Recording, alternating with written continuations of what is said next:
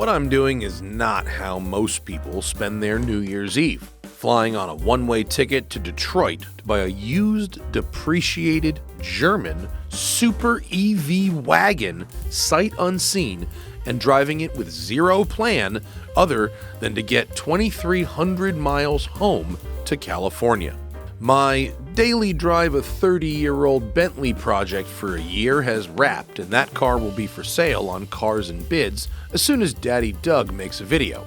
But I missed electric propulsion in Los Angeles, and Mummy, I want an electric Porsche wagon now! So here we are, in a cab to North Detroit, making sure the wire clears in the year of our car horde, 2024. And this is our new ride. It's a 2022 Taycan Cross Turismo 4. And in fact, as is YouTube tradition, it was literally the cheapest one in the country. And over the next 5 days, I hope to learn some things, a lot of things, about used EVs, about the state of our nation's charging infrastructure, and hopefully about hidden value. Whew, okay. I have set my GPS to Los Angeles, and here we go. Boys and girls, who am I kidding? Boys, what's going on? I've bought a car, a new to me car. You see, after our little experiment with the Bentley, I got to thinking that I bet there is hidden value somewhere else in this world. And right now, boy, is that hidden value in Porsche Taycans. Woo! I bought this car, which is I bought this car, which is a 2022 with 26,000 miles on it flat, for $64,000 plus tax. That is against an original MSRP of $139,000 3 years ago. Half price, kids. And boy, is this one loaded up. It's got extended two-tone leather. It's got air suspension, the big battery. It's got PDLS Plus. It's got adaptive cruise control. It's got the dual screen system, 18-way sports seats, glass roof. It's got the goods. Now, of course, it's not a great color. That is a bummer. It's white. Maybe we'll change that at some point. But the plan right now is to evaluate a half-price Taycan over the next 3 years. And why 3 years? Because this car comes with 4 years of unlimited mile warranty. That's right. I can abuse the miles on this car, rack them up, full coverage. And then I can still sell it with a year left so the next person buys with confidence. So that's the plan. I made a decision to get on a plane and fly to Detroit in the middle of winter by myself to drive an electric car 2,300 miles back to California. Genius or stupid, it is a very fine line.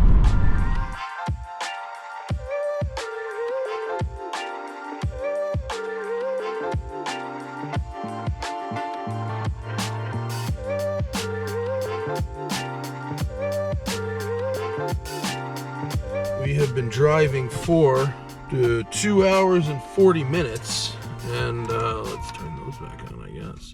And we have reached our first charging station in Kalamazoo. It is in Electrify America, and it appears to be 150 kilowatts. And I set up my plug and charge before I left the dealer. So let's see if it works. But first, because it is 32 degrees and snowing outside, I need a proper jacket.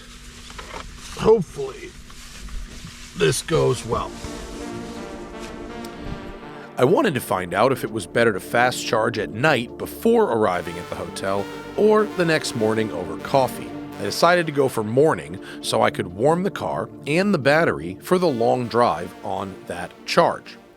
The next morning, I cut it awfully close with the range buffer and learned an important lesson about fast charging in the very cold. That is not very fast for that and that. Now it's cold, but this really should be doing like 100 and something at this point. Eventually, I got to 80% and moved on. On advice from out-of-specs Kyle Connor, I just trusted Porsche's routing software to know where and when to stop. All right, finishing up my third stop of the day before noon. Found a spot off of I-80 here outside of Cedar Rapids. Shout out to the Landmark Grill and Grind. Not a bad cheeseburger, honestly. Porsche's planning software only said I had to stop here for like 12 minutes before going on to the next stop, but I was hungry, so I went in for lunch, and let's see what we're at once we come back from a rather relaxed meal. Oh, Habibi, 89%, and it's going slow now. It's down to 22 kilowatts because we're up at the top, but I got plenty of juice to continue to our next charge, and honestly, this is gonna hopefully be pretty uneventful, so I hope you don't hear from me much.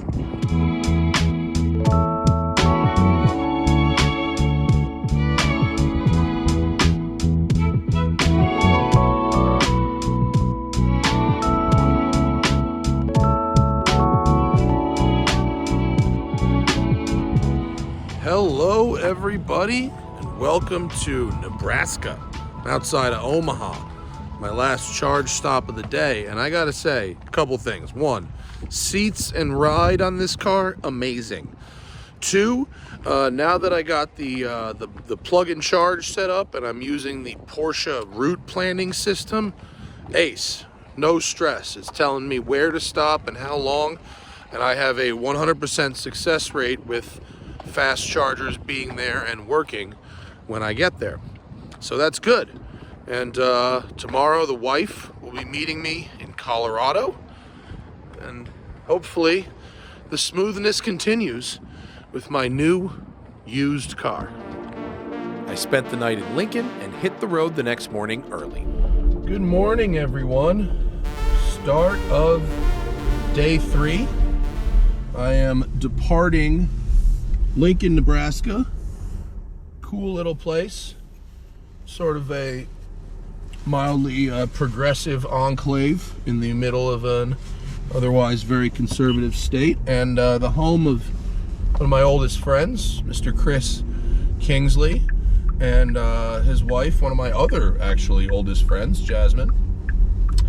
And they had, because it is relevant, they had a 110 plug at their house. So I was able to, even though it was only 2 kilowatts, I was able to leave the car charged in for 8 hours overnight. And that trickle was enough juice that I can skip my first morning charge stop outside of Lincoln at, you guessed it, a Walmart. So rather than wake up, go, stop, charge, Porsche's software system now says that I am to drive 94 miles to my first charge stop instead of 9 miles to my first charge stop. And so it saved me a stop. Now, it is 94 miles to the charge stop. I have 107 miles on the battery. So that really shouldn't be a problem unless Nebraska has some hidden mountains that I don't know about, or like yesterday, I have to drive into a 35-mile-an-hour headwind, which the car cannot predict. Having said that, Porsche's range gauge versus its estimates is accurate and trustworthy. So far, road tripping, full points for Porsche's combination route planner and plug-in charge system. That is a self-contained universe that works. And then, of course, later today, when we arrive to Denver, my wife Hannah's coming. So, first part of the trip, that was the plan. I fly to Michigan, and I drive the crappy parts. And no offense to the states of Illinois, Indiana, Iowa, and Nebraska, I'm sure that there are lovely people that I could be hanging out with in every one of those states. But as far as driving through them, it is not eventful. There's very little to see besides dead trees and medium-sized gradients. Pro tip though, if you must road trip 800 miles plus in an EV in a day, New Year's Day, beyond reproach. I mean, true luxury lane setup on the highway. Just got on the highway, set the adaptive cruise, and then never had to touch the pedal until it was time to exit the highway to charge again. Just, I mean, literally, I don't think I had to touch a pedal on the highway one time yesterday. It was quite luxurious. Because the car was parked in Chris's garage, plugged into a charger, and I set my departure timer, I minimized the losses that can happen from driving around 30 degrees. And it's 30 degrees outside. So if the car had stayed outside overnight, it would have cold soaked the battery and it would have sapped some of my range. Parked inside, parked on a charger, even a very slow one, negates those effects. So yeah, I will see you from 8 hours and 26 minutes and 495 miles of transit time to Denver, Colorado.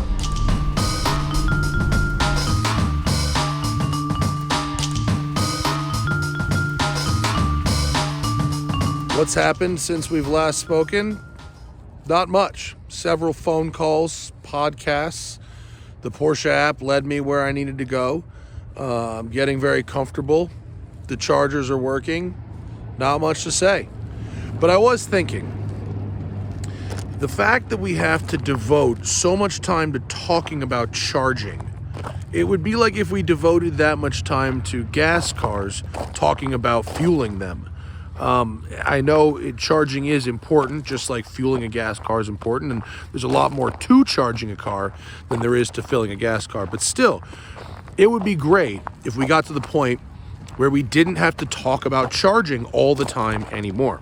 And I think to get there, it would require about 4 times more fast chargers than we have right now, which percentage-wise is a lot, but raw numbers-wise is not a lot. And I think that's about 10% of the gas stations we have. So 9-to-1 gas stations to EV chargers, that would be enough to make this a no-brainer.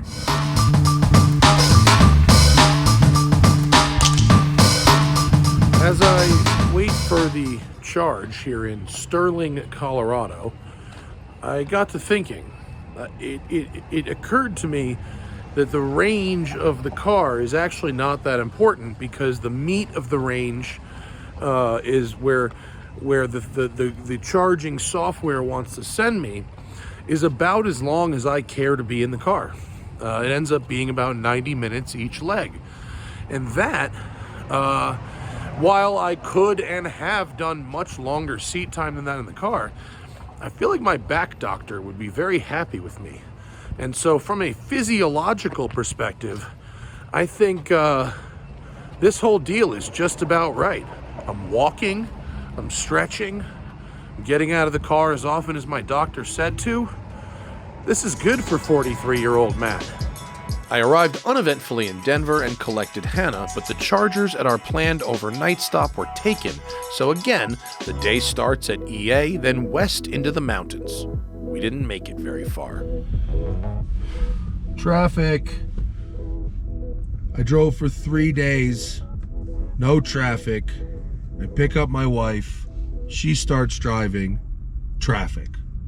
My fault?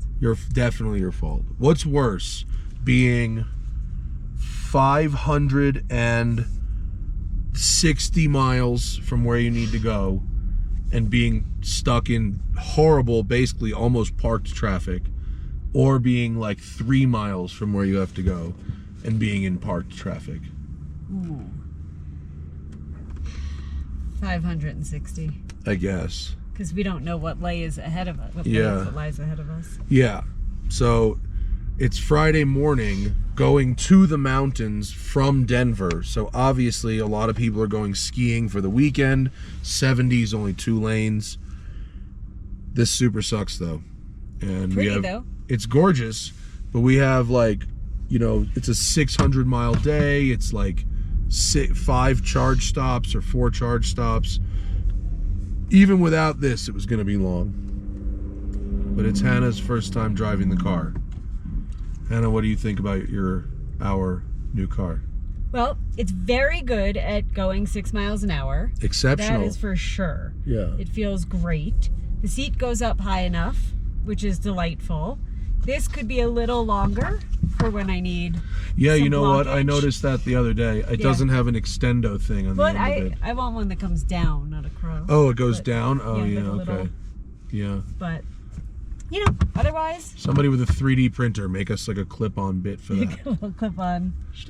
Yeah. It's like the ones for the windows in the back. Oh, babies. yeah, look, the side road is going the same speed we are, but only one lane. So all those people thought they were getting away with something. That's why Waze didn't want us to do that. Okay, well, this morning we had a bit of a charging fail. For some reason, Porsche's route planner took us to a level 2 charger rather than a fast charger. The lesson is to always reality check your first stop of the day leaving a city, especially if you want somewhere with breakfast around it. That bagel place was worth stopping at. So many vibes. There was, yes, the Dude vibes and Grateful Dead vibes. Oh baby, this lane is gonna merge back in. You need to be left lane. So eventually we'll be moving and then we'll show you pretty scenery, but right now we're just sitting here. I see one car smooshed. We got one in the ditch. And I see a lot of other cars. I'm not gonna look. You don't look, you drive. But here's a crossover in the ditch. Airbag deployed. With Other dog. side. Oh, and we have I see. And we have one on the side with presumably some people trapped in there. Oh, they rolled over the thing. Oh, yikes. That person was coming downhill and rolled over. Okay, well now we're moving. Now we move after 50 minutes of traffic. Fuck. Let's see some mountains. As promised, I-70 across the Rockies in winter never disappoints, with tag-teaming vistas of white as we cross Loveland Pass to the green pines of the valleys along the Colorado River, the blue of the sky, and warm smoke from chimneys dotting the base of each mountain. Eventually, snow turns to rocky cliffs, and eventually to desert. On the twisting, descending 2-lane, the Taycan reminds me it's a Porsche after all. Some of the culture at the charge stops was starting to get real interesting. Should we go to the Chow Hound? What I have to say about Green River is that so far, it has the highest charge speed we've seen. Oh, very true. Also, a lot of motels. A lot of motels, not a lot of humans. Sleepy Hollow Motel, which to its credit looks quite clean. It's just empty. And then we have the soft green glow of the Electrify America station in a very dirty Porsche Taycan. As I now had Hannah to help with the driving, I took the time to play with things, including finding a great use case for that silly co-driver screen. Pretty sick. You can have CarPlay on one side and the range on the other side. In fact, look at this. You can run Apple Maps on one screen and native nav with route planning on the other screen simultaneous. That is A lot of input.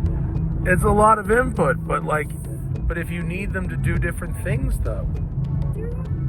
Yeah, because this one has route planning built in, and this one has like other stuff you might want, like businesses and stuff. You just use this for your charging and this for everything else. That's pretty sick. There is such a thing as too much screen, but the ability to multitask GPSs at least makes great use of the real estate. Being able to keep the route planner screen up in the background all the time really reduces the potential multitasking stress of a solo EV road trip.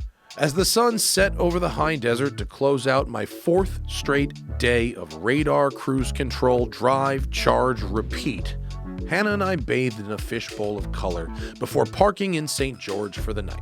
Good morning, everyone. 5:58 a.m., Mesquite, Nevada. Every single day this trip has had to begin with a charge in the first 15 or 20 minutes of the drive. My trip would go differently if I could charge overnight at every single stop guaranteed. But actually that has been the biggest headache here, and not finding fast charging, which the car has been pretty adept at. It only led me astray one time out of maybe 25 charges, which is pretty cool. And then last night, the hotel was listed as having chargers, had 3 chargers. The 3 chargers were available. They were all for Teslas, and I didn't have the destination charger adapter, which I have since ordered. So we're refining the formula. By the time we do this again, I guess we should have it sorted. But if I'm a hotel, I need to be investing in some level 2 chargers, because I'm filtering for that when I search for hotels from now on. And another thing, can we talk about food for a second? Look, I understand that we have upgraded from chargers that are like literally in the middle of like nowhere to ones that are in Walmarts and travel stops, and that's good. That's an improvement. But I really like what Rivian has done out in Joshua Tree. Go check that out. Some of what they do.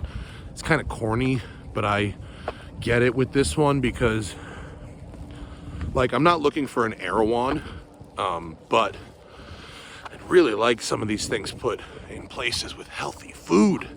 I feel like crap. I'm in the car for 5 days, not really exercising because I'm driving so much, and just eating whatever is here at these stops. It's not great. The green glow of Electrify America, with the gray and blue backdrop of a Walmart and a Nevada sunrise. We pressed on uneventfully past Vegas and towards the coast. I like to stop in Baker at the world's tallest thermometer, but mainly for the gyro across the street. Except, first total charge fail, and it's the last time we have to charge before getting back to LA. We went all the way, we've gone all the way across the country basically, and finally Porsche's charging software, or Porsche's route planning software, sent us to a charger where all the chargers were down. EVgo, world's tallest thermometer. That charger has let me down several times. Go straight at the stop sign. It's on the other side of the stop sign. So fortunately we're in Baker, and there's Electrify America's over there, so we're gonna go try and use those. Finish this drive off. Almost home, if possible. But Hannah's now done 4 shifts, and I had multiple requests on Instagram. Hannah's review of the Taycan Cross Turismo, please. Wife? Okay, so for starts, 4 long shifts driving.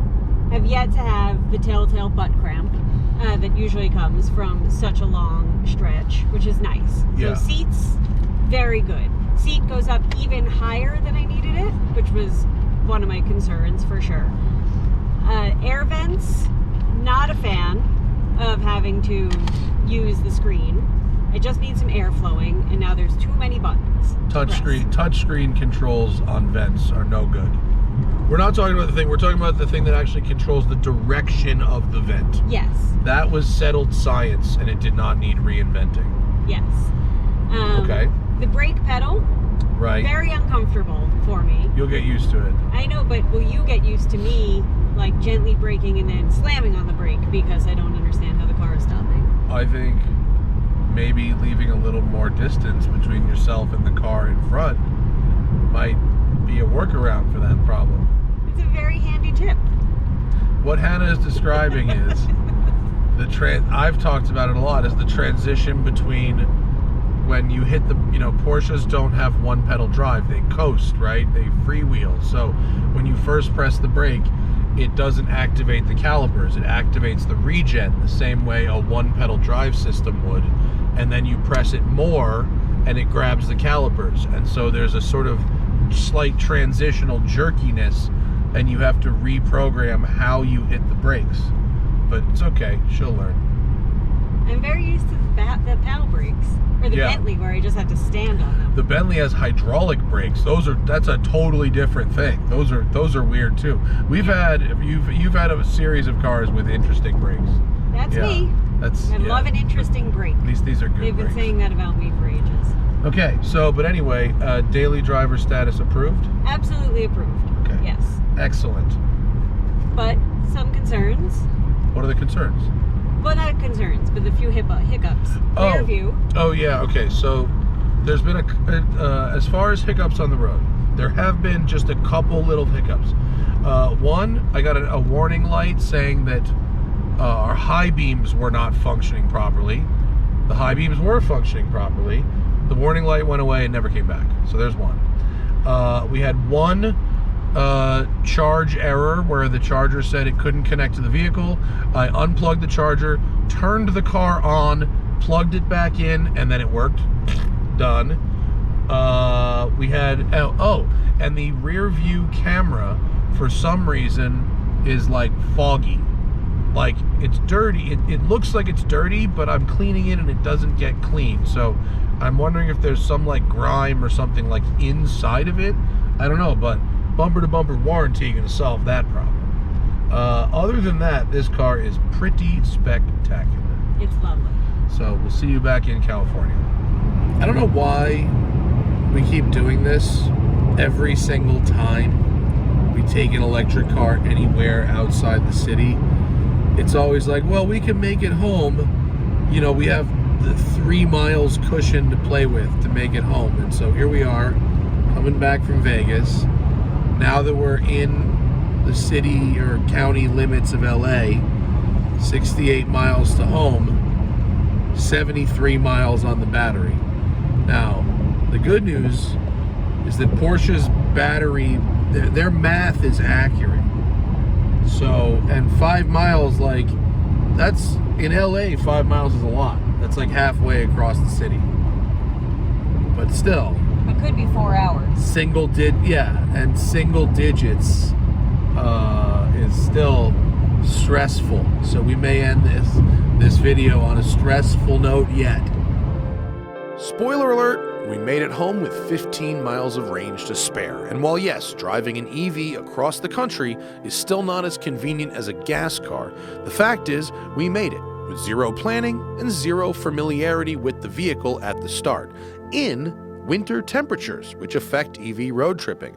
And now that the Taycan lives here in Southern California, it will charge luxuriously, leisurely at home, and we won't have to talk about this again for a while.